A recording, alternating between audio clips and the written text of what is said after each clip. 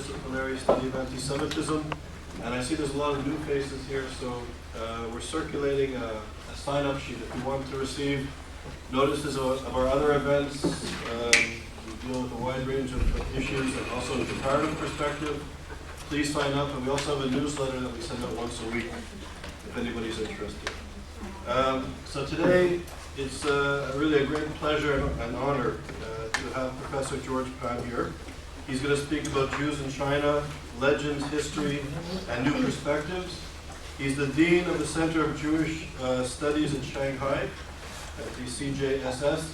And just on a personal note, I was in Shanghai about 3 weeks ago at the center, and it was really an honor to be at the center and to meet Professor Pan and his colleagues.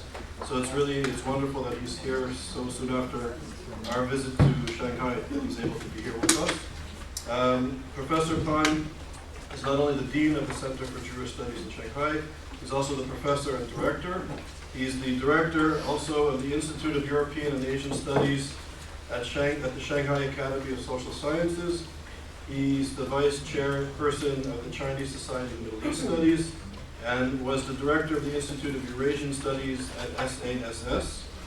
He's a senior advisor to the Chinese Eurasian Forum and is a senior advisor on issues of anti-terror affairs to the Shanghai Municipality and the Ministry of Public Security of the PRC. He studied at Renmin University in Beijing and the East China Normal University in Shanghai. He's published widely.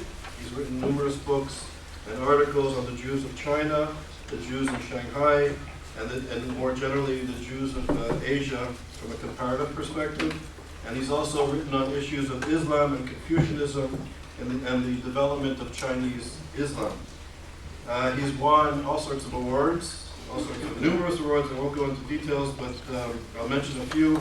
In 2005, he was appointed by the UN Secretary General Kofi Annan as a member of the high-level group for the Alliance of Civilizations. In 2004, he won the St. Petersburg 300 Medal for contribution to Chinese-Russian relations and was awarded by President Putin. In '96, he was awarded a special award or prize for research on Canadian Jews in China. And the list goes on, so it's really wonderful that he's here. And on a footnote, when I was in Shanghai, my master's degree is actually in urban development planning and urban studies. And I remember approaching Shanghai from the airport for the first time and seeing the skyline of Shanghai. And from a distance, it looked like New York City from afar. And as I got closer, I realized the buildings were about 20-30% bigger and newer. And I was impressed. And then the taxi turned to the left, and I looked down the river, and I realized that Shanghai is probably 3 times the size of Manhattan. It kind of blew my mind. And it's really an impressive city, an impressive place, and having the opportunity to tour with members of Professor Pan's Center some of the places of the Jewish community, the history of the Jewish community, and visiting the synagogues and the neighborhoods where people live, where people took refuge from pogroms and from the Holocaust. It was really a moving experience to see firsthand how the Chinese society took in Jewish refugees at a time of great need of the Jewish people. So it was fascinating to see this and to understand the connection, which is deeply appreciated in China, this part of Chinese Jewish history. So it's really nice that you're here, and welcome.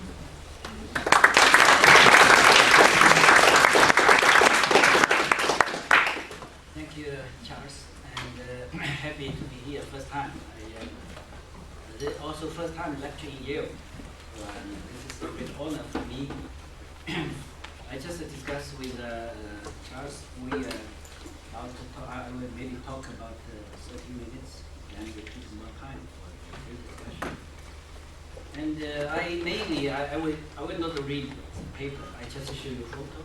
Every photo I will give you some comment explanation. So first part, I just give general overview, general picture Jews in China. And basically we call the 4 waves of Jewish immigration to China. And firstly, in the ancient time, around the 7th, 8th, 9th centuries, Jews come to China around the Silk Road, this one, around Silk Road to Kaifeng, I think, the Jewish community in Kaifeng. Because Kaifeng became capital of China during the Song Dynasty. Jewish community in Kaifeng was very prosperous, about 5,000 people. Basically, after 12 centuries, gradually, very long process, they assimilated into Chinese culture. And the second wave is modern times. After the British opened the door of China, many the businessmen come. Among them, Sephardic Jews, like Sassoon family, Kaduri family, all come. They are from the Iraq. They go to the India, like Sassoon family. They set a company in Bombay, or older we call it Bombay, now they call it Mumbai. Then they all the way to Singapore. In 1841, they set an office in Hong Kong. 1984, the 1841 in Hong Kong, 1845 in Shanghai. The third group is very close connection with here. It's Russian Jews. They escaped from the pogrom. You know, the 1881, the pogrom in Russia, anti-Semitism, then the revolution, civil war. So several million Jews, Russian Jews, come to North America. Very small group to Siberia, to the city Harbin. Then some Jews from Harbin to Tianjin, to Shanghai, to many other cities. It's a third wave. And last one is a refugee, escaped from Holocaust. They're from Europe, so all the way by ship. But after war broke out between UK and Nazi Germany, they had to close Soviet Union. And then after war broke out between Soviet Union and Germany, nobody can escape from Europe. Mostly come to Shanghai, because Shanghai is the only city open door. So this is very, just to give you an idea, you can imagine.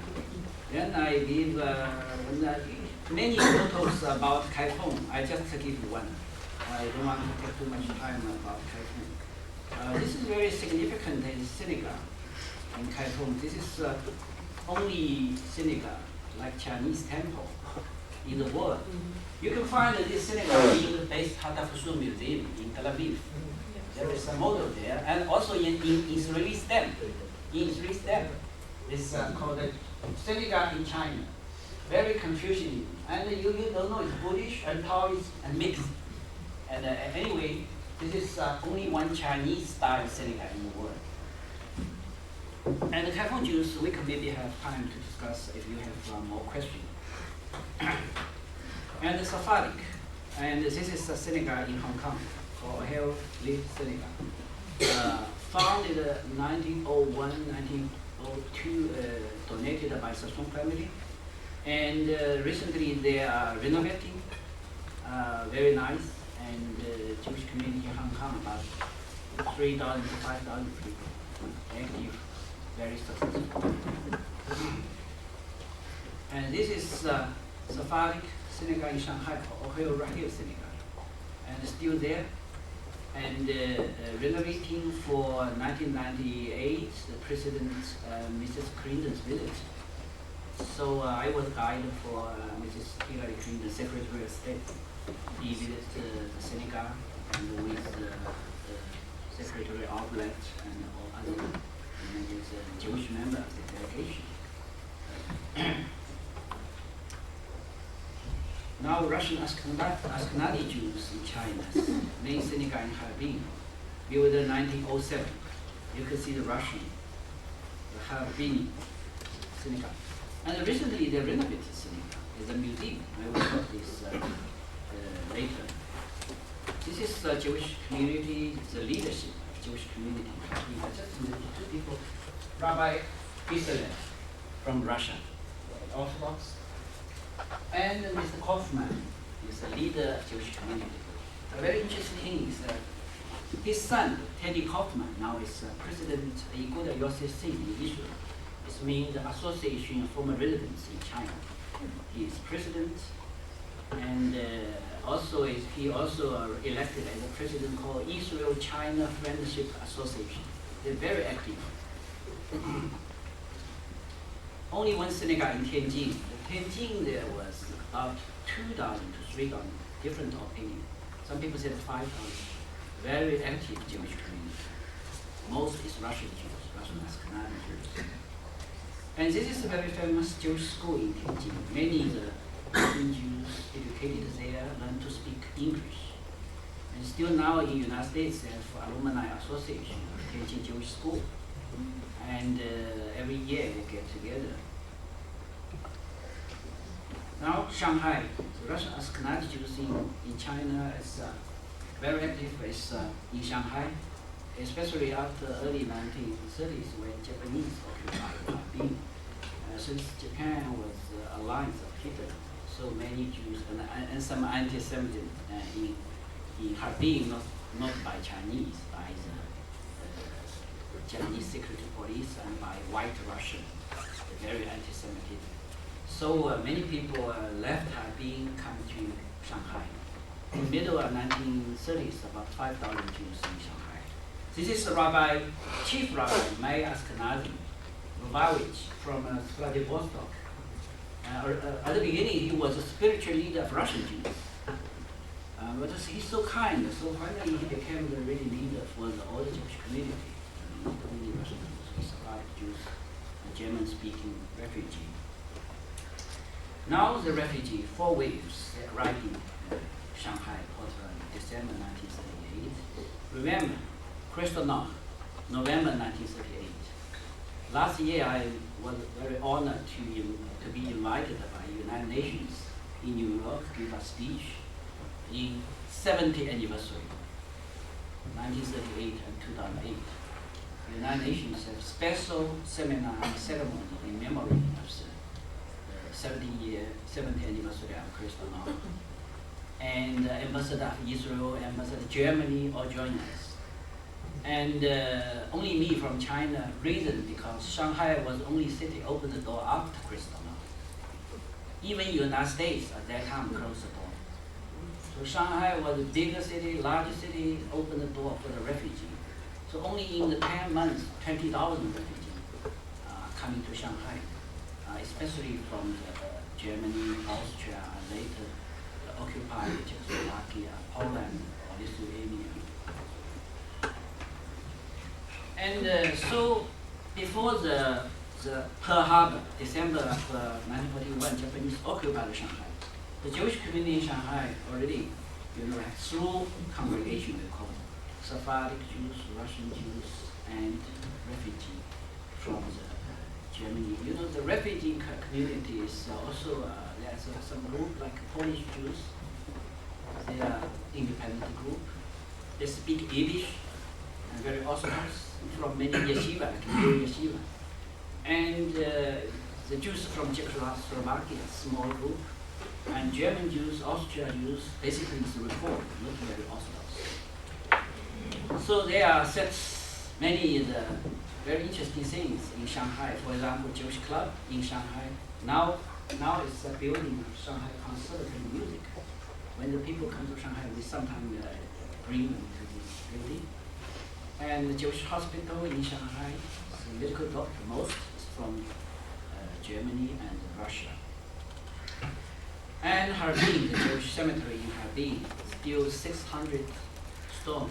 I will show you the former Prime Minister Olmert's grandfather's stone. I will show you his family from Harbin. And very interesting, in Shanghai, there is a Jewish company of Shanghai, the Volunteer Corps. It's, in 1930s, it's only Jewish, we cannot say army, Jewish fighting unit in the whole world. Not in Palestine, not in the United States, not in Europe, in Shanghai. Hundreds soldiers and 4 officers. Second part, I just talk some uniqueness of the I say the case of China in the annals of Jewish diaspora. Firstly, you can find all the political organizations in Shanghai. From the very left wing, you can see this Jewish Labor Party, also Jewish Communist Party. For very right wing, you go this.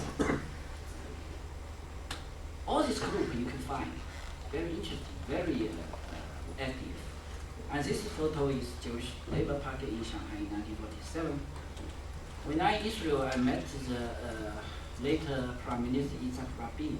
I showed this photo to him. He said, I never know Labor Party has a branch in Shanghai. And Beta is very active in China. It's a revisionist youth school. And many young people join because they are very active for sports and sometimes military training. And this is Shanghai Beta, a memorial service for Vladimir Jabotinsky in 1940. So many Russian Jews is a revisionist school. So some later became like Olmet family, very active. So some became the member of Guang and Likud. And now the Kadima, some is members I know, of course they're old now, from China. And Mr. Zoroaster Hardik, he is the leader of Mizrahi in China. He was from Poland, and later he became the Minister of Religions Affairs in Israel for almost 15 years. And 1996, when he was 91 years old, he came back to China. I was guide, accompanied him. He keeps the land. So he is also the people signing the Independent Declaration in 1947-48. And this man is Mordecai Olmet, the father of the former Prime Minister Olmet. And he was born in Harbin. And his wife also was born in Harbin. They both can speak fluent Chinese with Harbin accent. And this is he come back in 1946, raise money for the Haganah, for the Yugong, for the independent war, the coming independent war. So he met the ladies committee in Shanghai. And now I just talk the political. Now I talk something about economic.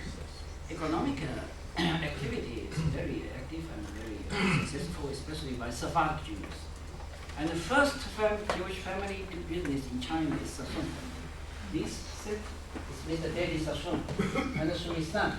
That sets the David Sassoon and Son Company in Bombay, India, 1932. Then they found an opportunity in China, because after the Opium War, China opened the door. Hong Kong and Shanghai all became the open port. So Sassoon family come first set office in Hong Kong, and then in Shanghai, I just mentioned 1845. And the family was very successful in China. And this building called Sassoon Building, now it's called the Peace Hotel in Shanghai. It was a symbol of Sassoon family in China, and the family was called the Rothschild in Far East. And very strong economically, and keep very good relations with Chinese leaders.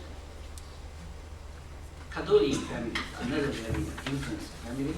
This is Sir Eli Kadooly, and the two sons, Lord Lawrence and Lord Horace Kadooly. And Lawrence Kadooly is very active in the Hong Kong. Last time I met him just 2 months before he passed away in 1993. Horace Kadooly gave a lot of support to education projects, especially to the refugees. The Kadooly family also set many schools, even in Palestine. Yitzhak Rabin told me he graduated from agricultural school, Kadooly Agricultural School in Israel. And the Russian Jews basically do some small business, like a farm business in Shanghai. This is very famous called Siberia Farm Store by the Klibanov family. Yesterday in New York, I was with Lily Klibanov. His uncle, Grigory Klibanov, set this office, set this store. Very interesting thing. This store still in Shanghai now, called Siberia Phone Store, and but not good business because the weather getting warmer. So Shanghai, no people buy phone. So they now sell everything, not only phone. When the Lily come back to Shanghai, he come back to his store. So the people say, oh, the former boss daughter come. In fact, she is a niece. Then I talk some the cultural education activity in China. Firstly, the Orthodox Judaism, brought by the Polish and some German Jews, of course some Russian Jews. The story about the new yeshiva is very interesting.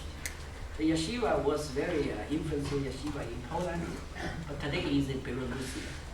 I try to find in Poland, they said, now the territory became part of Belarus. But now the mail, nothing. All the Jewish, the building and and but this yeshiva, why I mentioned this, because the yeshiva just escaped from the Poland before the German invasion in September 1939. And the special things, all yeshiva people, 400 rabbi students escaped. So other yeshiva, most were destroyed by Nazis. But this yeshiva escaped. Then they went to Lithuania and got visa from Japanese Consul General. We call the Japanese singular. They all the way come to finally. They first to Japan use a transit visa. They cannot stay longer. They try to get a visa to US. The US closed the door. So in the last minutes, only city is Shanghai. So they come to Shanghai. And the interesting thing, all yeshiva in Shanghai, they continue to study Torah, Talmud every day, like without war. After war, the male yeshiva people left Shanghai. Now we have 2 male yeshiva, one in Brooklyn, another in Jerusalem. When I visited these 2 yeshiva, I was welcomed like hero. They said, you from our home city. And unfortunately now all the Shanghai people pass away. And but the people always remember this. Every year they come back to Shanghai. Therefore, alumni association of New Yeshiva or some organization. And I should mention the newspaper publication by the Jews in China. Only in Shanghai, more than 50 publications by the Jewish community in 8 languages: English, German, Polish, Hebrew, Yiddish, Japanese, Chinese, even Russian. Yeah. This one is very important by Sephardic community called the Israel Messenger, found in 1904 and stopped by Japanese in December 1941 after the harbor. And you can see very interesting things. The Hebrew here and the English Israel Messenger, and even they have Chinese called 犹太月报. It's mean the Jewish monthly. And now we cannot find a complete one in China, and can find some. But now in the National Library of Hebrew University, they keep complete one from first to last. This is Yiddish publication, especially by the Polish Jews. Also, Rabbi Ashkenazi published some Yiddish publication. Before they come, Chinese already translated some like Shalom Aleichem spoke from Russia and from English. So they brought Yiddish to China. So now we have a PhD candidates to the invitation of the Yiddish publication in China, mainly by the Jews from Central Europe. And this is in Russia, in English, English and Yiddish. You can see here our life, Nasha Russia. And this is very interesting. This is VJ Day, Japanese surrender. So they put the flag, Soviet Union, Republic of China, United States, UK there. They celebrate the victory after World War II. And of course, by refugee, many German publications like this called Yellow Post, Yellow Post. And they even do some Yiddish drama in Shanghai. So Chinese people are very interested in this drama. So in the history of Shanghai, we are very proud. We have the Yiddish drama. No other city in China. And then I talked some, of course, uniqueness, but generally a lot of things because they are part of the diaspora Jewish community. So when the Jewish community have some, for example, Holocaust influence Shanghai, the Zionism is spread in Shanghai. So, like the Holocaust, they are all come to Shanghai. This photo. We have many this kind of culture. So people left Germany, left Berlin on the way to Shanghai in 1939. And when they come, first 7 days, they live in such kind of group, 200 people together. Second day, third day, they transfer to some center and camp. And many children come. They can only speak German. They even cannot speak English, not Chinese, of course. So the Catholic family give money to set this school for the refugee children. And people call the Catholic school. Many people now is U.S. citizen. And like the former Secretary of Treasury, Michael Blumenthal, he was educated in this school and later became the PhD, got PhD in Princeton, then became ambassador and Secretary of Treasury when the Carter government. And he is a good friend.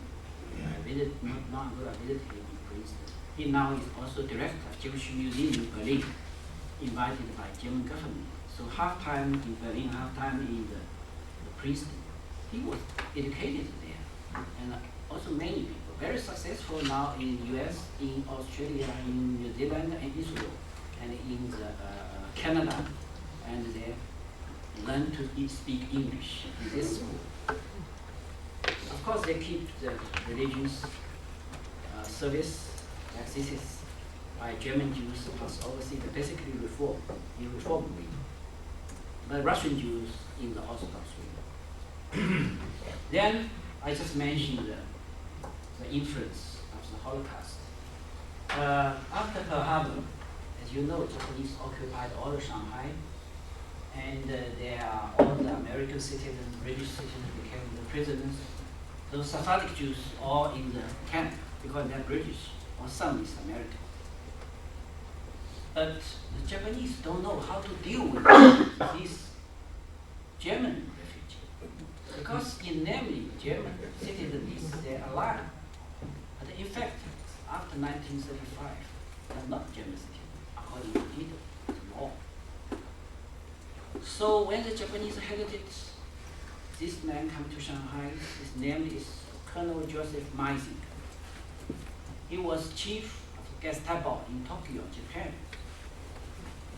He come to Shanghai in August 1942. He gave Japanese called the final solution in Shanghai. Now we call the Meising plan. Meising plan. This plan asked Japanese to take the opportunity of the Rosh Hashanah, Jewish New Year, September 1942. They suggest all the Jewish people come together, take the opportunity to arrest. Then the German, the Nazis suggest you can set up 3 concentration camps. We can teach you how to kill Jews, and we can provide you all the equipment free.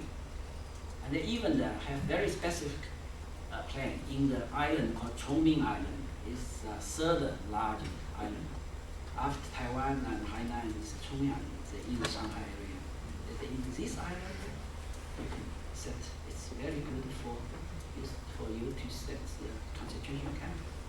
So this is the photo from U.S. Army archives, because after war he was a war criminal.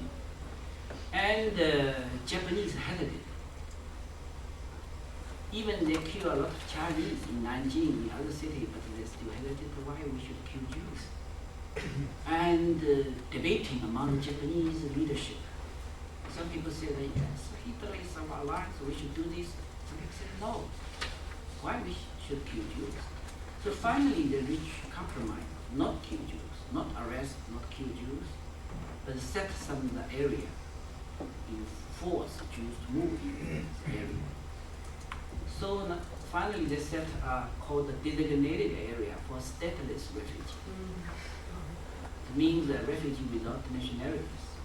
And this man, the Goya, is Japanese head, commander of this designated area. Any people want to go out, they should apply a special pass. You can go out like 8 a.m. and you have to back at 8 p.m. You cannot stay overnight. And Goya had the right to issue this special pass that people in the line. But most people, stay there for since they set up in February 1943. So Japanese hesitated for several months. Finally decided to do this because very strong pressure from Nazis. And I should say, no people were killed in this area. But in the very difficult time, especially in 1944, some older people, children, died because cold weather and the shortage of food, some reason. And this is ghetto life. Many people still remember how their mother and grandmother make the Jewish food in Shanghai. We call Jewish dinner made in Hongqiu ghetto, the area called Hongqiu. The Professor Small visits there. Now we have museum, have monument in memory of Holocaust survivors. So if you come to Shanghai, you can make arrangement to visit all this area. And why they still remember this? Because when their mother, grandmother makes this food, they feel so delicious. They still remember this. But this way is Shanghai's way, very smoky, take a long time, a small one. And usually take 1 or 2 hours to make dinner. Very difficult time for them. But they always told me we are lucky because all our relatives were killed in Auschwitz in World War. And finally, Japanese surrounded in August 1945. So this is the last day of the ghetto. We call it ghetto. It is not really ghetto. Because as you know, in Europe, the ghetto, only Jews live there. But in this designated area, Jews and Chinese live together. But the historians now all call the Hongqiu ghetto. It was the last day of Hongqiu ghetto. The refugee put on the flag on the wall, and next day collapsed after the war. Most people survived. Only some old and older people and children. The reason is, after Pearl Harbor, U.S. and all aligned state government didn't allow the money and food go to the enemy occupied area. So money not come, especially from the United States, especially the JDC play very important role. I met the president of JDC now. He still remembers this. They still now support several older people in Shanghai. Every month send money to them.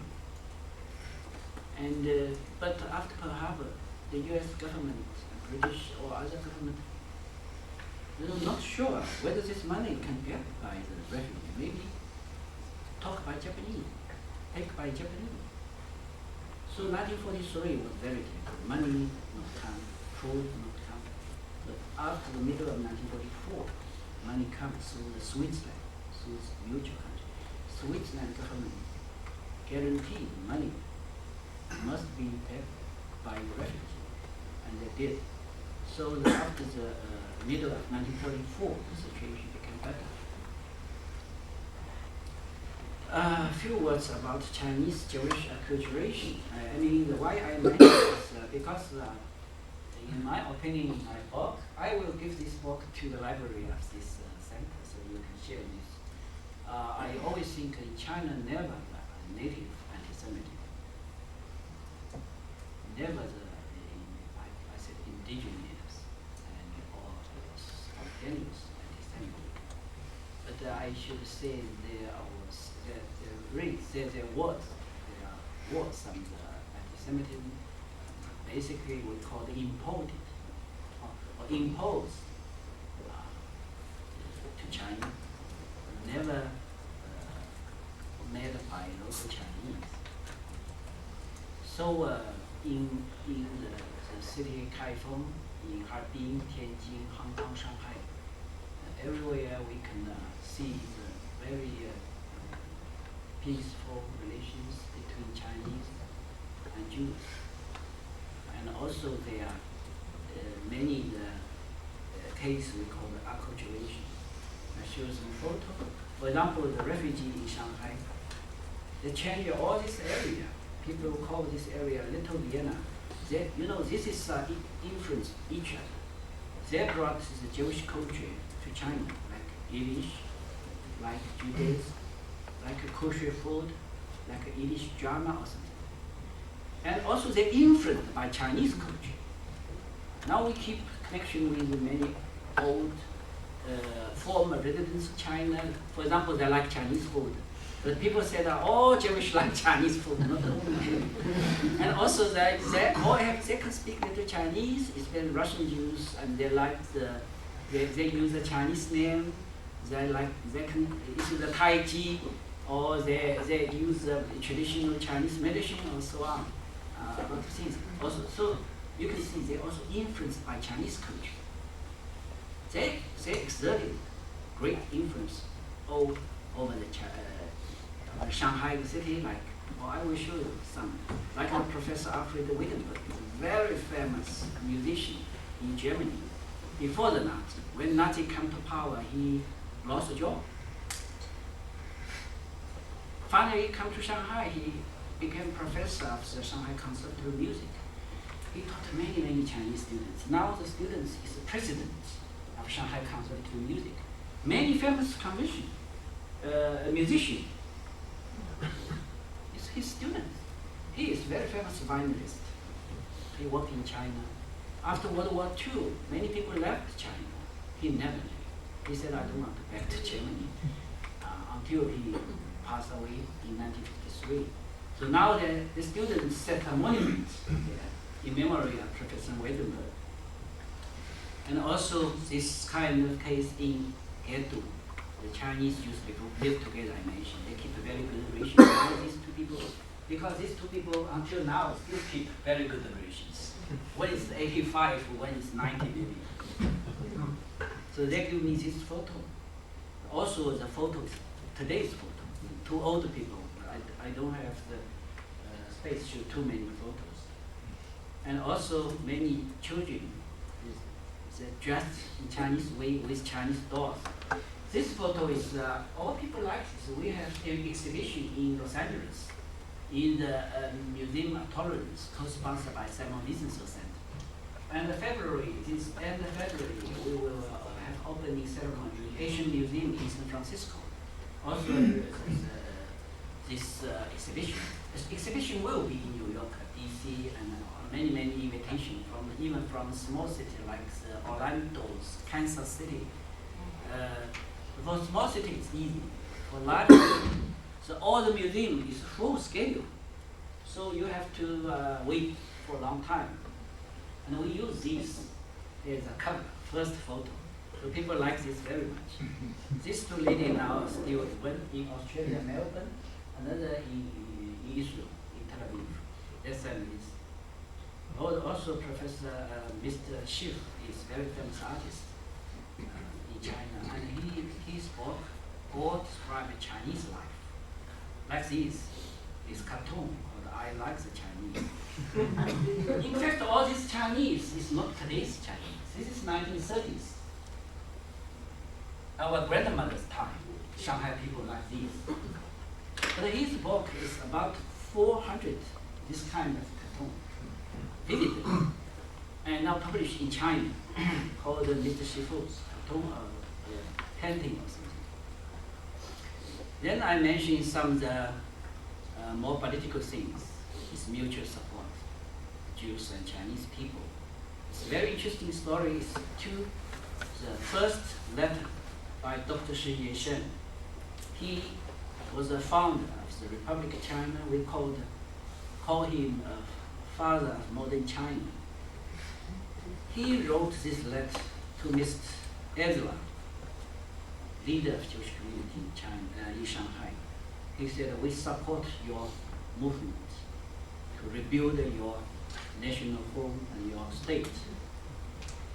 So still now, Israeli government regards this letter as a great victory for Zionist movement to win the support from East Asian countries. After his letter, Japanese expressed support, Thailand expressed support, and some other countries. And also I should mention Ma Dongxun. He is the leader of China's democratic movement and also anti-Japanese movement. When the 1933 Nazi came to power to begin the anti-Jewish campaign, Ma Dongxun led this group to the German consulate in Shanghai, lodged a strong protest. This is the first Chinese leader to do this.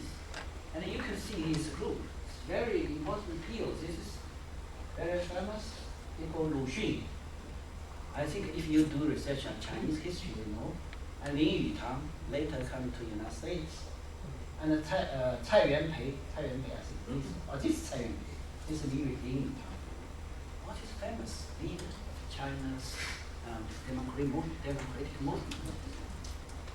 They established an organization called China's Civil Rights Organization. Then I should mention Consul General Feng Shanho. He was Consul General in Vienna 1938 and 1940. He is one of the first diplomats who issued a visa to rescue Jews. In 1938, before 1938, it was Chinese embassy. After German occupied Vienna, became Chinese consulate. And after Kristallnacht, the Jews cannot find a place. Some friends said, hey, they go to the almost 40 consulates. Always said no. Finally, they come to Chinese consulate, and Dr. Feng Shanho said yes. How many visa you need? He said, I need 11. Because the Nazis said, if you have visa, you can release from the concentration camp, then you must leave in 24 hours. Leave all property here. So he used 11 visa to save 11 lives. His father, his grandfather, all these people, because it's visa, he said, no, Chinese visa, you can leave. So Gestapo, the German security police said, okay, go. So 11 people, not all come to Shanghai, because at that time, you don't need visa to come to Shanghai. Shanghai is open the door. Any people can get into Shanghai without visa. Why they need a visa? They need a visa to escape. If they don't have visa, you cannot leave. So the importance is in this.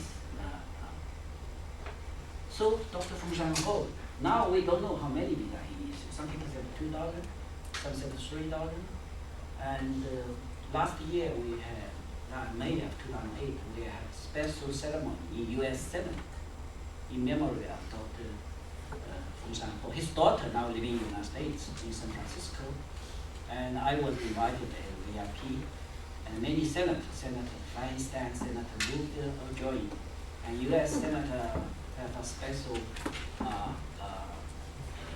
resolution or something in memory of Dr. Feng Shanho. And we also set a monument plaque for Dr. Feng Shanho. And the Israeli officially give him the right among nations, the first Chinese. And you can find many, even many German and Polish rescue Jews. But we said we cannot, I cannot read no Chinese. The reason because of war, you cannot find many writing materials. If you want to, you say you rescue Jews, you should have. But many Chinese, less educated, maybe they cannot keep this. Feng Shanhou also didn't mention this.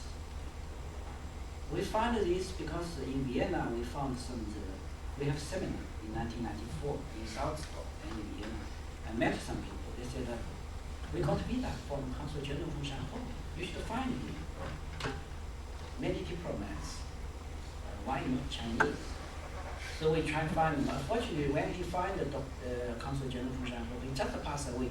He passed away in 1997, I think. Then we give all material to the YIISA authorities, and they made a very serious investigation. If you want to issue the amount of rice, these three conditions. One is you cannot make money. Second, he is not Jew. Third is he rescued you here, but do some other bad things to you in other places. So finally, through 1 year, the three conditions were all okay. So finally, they issued Dr. Feng Shanhou, our right among the nations, a tree in the YIISA Holocaust Museum.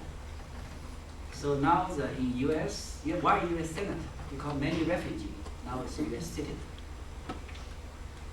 So many people write letters to the U.S. Senate, usually in memory of Dr. Feng Shanhou. So U.S., China, and Austria, the former Chinese embassy now is a Beethoven House or something like that. And they also put a plaque in memory of Dr. Feng Shanhou.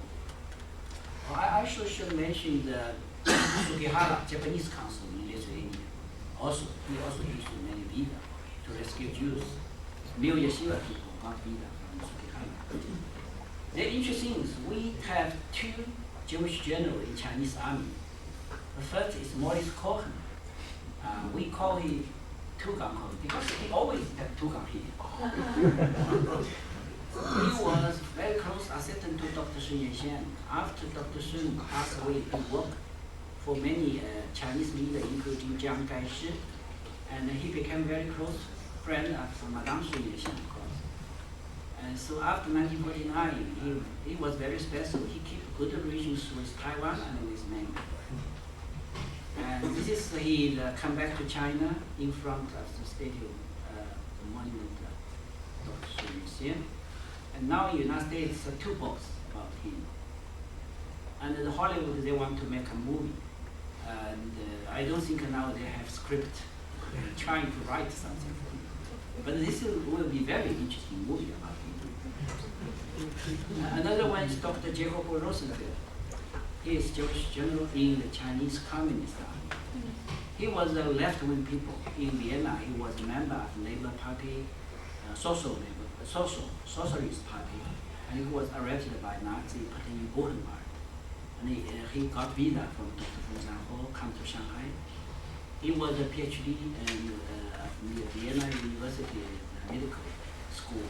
So he opened small clinics in Shanghai.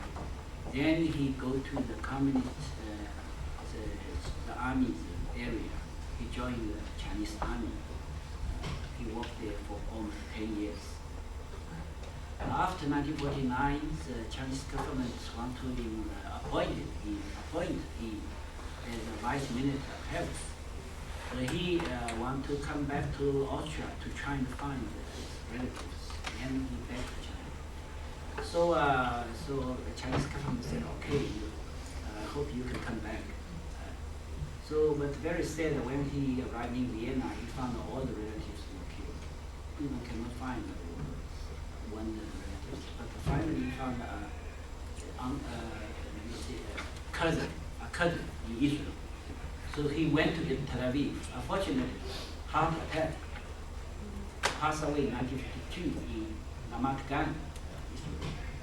So it's a very rare case. The Chinese government don't know where he is. Trying to find him, cannot, because no diplomatic relations between China and Israel. Until 1992, both countries established diplomatic relations. Then Chinese government know he already passed away. So now they set by Chinese people, they set a monument in Ramat Gan. when the president of China visits Israel, pays special visit to this monument. Then about the Jews from China and Jews in today's China. Jews from China now live in all parts of the world. Many United States, reunion. Still some Jews in China became Chinese citizens. In our Congress, almost 10 members, 10 Jewish members. Now the 4 passed away, now still 5. Of course, they are Chinese citizens. Most important people is Mr. Israel Epstein. He joined the Chinese Revolution. He is very close friend of the downstream. In fact, he was born in Lithuania. And he is left-wing people. His father was a member of Bund, a very left-wing organization. Sorry.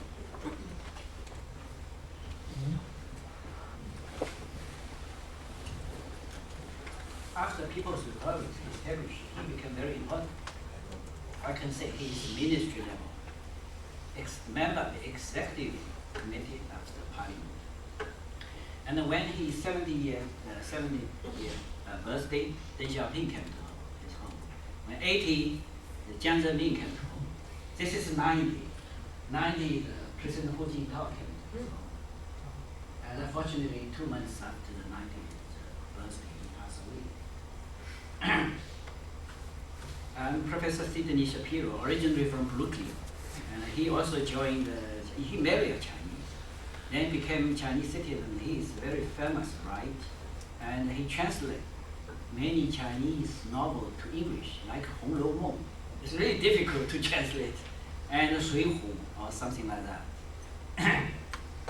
He's still alive, almost 90. And they have many reunions, like this Shanghai reunion. Every year they meet together in Australia. This is I think in Australia, in Berlin, in Vienna, in Canada, in the United States. And then many people come back, like Michael Blumenthal. He was Secretary of Treasury, come back. Here. And there are several articles in New York Times, the Washington Post about his return to Shanghai Gateway. Lord Lawrence Kaduri, this is I visited him in Hong Kong, 1989 I think. He was already 91. His son come back. Maybe you know Ambassador Joseph Tokoa. He was Israeli ambassador to the United States. And in Shanghai, his name is Tukachinsky. He was the leader of Shanghai Beitang. He came back with a Passover reunion in 1989. First time they used Israeli passport. Mr. Shaw Eisenberg, he was refugee. After war, he became very rich, and he invested in China a lot. His dream was set Shanghai Diamond Exchange Center. He signed an agreement with the mayor of Shanghai before 3 days before he passed away. Then his family continued to do this. So now I'm very happy to say the Shanghai Diamond Exchange Center, very active, very prosperous in China. In fact, almost 15 years ago, before he doing this, he asked me, he said, how many percent Chinese getting rich? I said, I don't know, maybe 5%. He said, oh, there is no market for the diamond. Then I asked him, do you know how many Chinese? I don't have the idea. I told him, he said, oh, this is 60 million. So we decided to do this. Now the Diamond the Center now have more than 200 members from New York, from Tel Aviv, from Antwerp, from South Africa. Became a center, really a diamond center for not for China, for all the Far East. Market in Japan, in Korea, in Hong Kong, in Singapore, in Taiwan, and then in the east part of China, many people getting rich. And today's China, what about today, the Jewish community? In Hong Kong, about 5,000 Jews, very successful. Usually said 3,000 because 2,000 people never go to synagogue. So I think 5,000 to 6,000. In Shanghai, I should tell you now, the number increased. Now almost 3,000 to 4,000. 5 years ago, only 500. Because more and more company come to China, more and more bank come to China, more and more business. So most is I think most is from the United States, Canada, Australia, and 20% from Israel, from Europe. In Taiwan, also a small Jewish community. The president's name is Shapiro, Ron Shapiro. Shapiro, he is a businessman.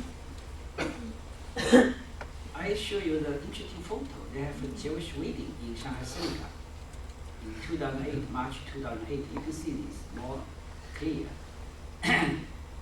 the rabbi come from all the Asia, from Singapore, from Shanghai, all Hasidim. Now we have 3 in Shanghai. I only say Shanghai.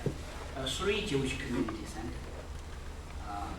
Rabbi Greenberg from the United States, Chabad, and another is the first center, and second center by his brother. And the third center is very interesting, called the Center for Sephardic Jews, only for Sephardic Jews. So 3 centers already, 3,000 to 4,000. Finally, I say a few words about hot topic. More and more book come. I bring my several book. Unfortunately, I cannot avoid. This is called Jews in China, and 2001, and then this is 2005 edition. This is Jews in Shanghai, only about Shanghai. And this is Jews Asia. Do the comparative studies of Jews in China, Japan, India, Singapore, and Philippines. This is Chinese book called Jewish Studies in China, 30 years retrospect, from 1978 to 2008. And this is a book by Rina Klaus, a Russian Jew. He was born in Shanghai. This is very interesting, all small story. And I write the preface of her. She now lives in Palo Alto, in Stanford. And a monument for her Victor, when the professor small in Shanghai, we bring him to there. And many people come to Shanghai, like Isaac Rabin, all Israeli leader. I don't give all photos. And president is a wise man, Yehuda Olmert. I should mention him. He come to Shanghai only for 1 day. He did all the Jewish sites. I accompanied him. He said, I must go to Harbin to see my grandfather. So he fly to Harbin, stay 2 or 3 hours to the Jewish cemetery. So I show you this. You can see this is his grandfather. This is a Russia. Yosef Mosimowicz already met his father, passed away 1941. So this is very significant. So I took this photo and show you. And Simon Peres, he visited China many times, very close friend of China. And we invite him to join the opening Olympic. So Ariel Sharon, and I should mention some not Jewish leader, President of Austria, Thomas Cresdio. He come to Shanghai, especially visit this area. He said, today I come. First, I want to say sorry. We cannot protect them, and they come to China. Secondly, I want to say thank you. Thanks to Chinese people for rescue them. Especially I should mention German Chancellor Gerhard Schröder.